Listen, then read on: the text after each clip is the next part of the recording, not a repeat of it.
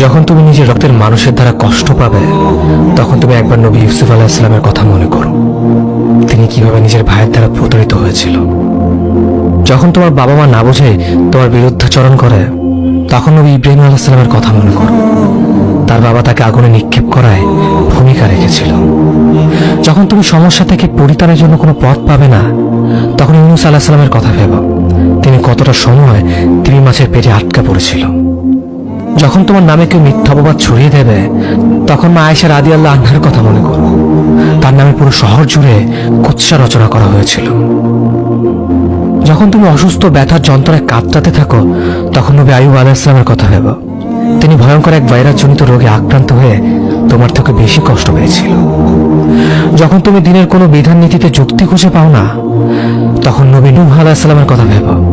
তিনি কোনো প্রশ্ন ছাড়াই মরুভূমিতে নৌকা তৈরি করেছিল।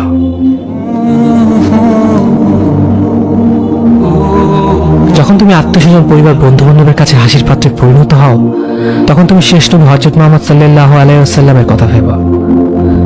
রাসূল সাল্লাল্লাহু আলাইহি ওয়াসাল্লাম বলেছিলেন, সবচেয়ে বড় পরীক্ষা দিয়ে সব থেকে বড় পুরস্কার আসে। যখন আল্লাহ কাউকে ভালোবাসেন, তখন তাকে পরীক্ষা করেন, এবং যে এই পরীক্ষাগুলো মেনে নেয়, সে আল্লাহর সন্তুষ্টি অর্জন করে। আর যে অভিযোগ করে, সে তার ক্রোধের পাত্র হয়।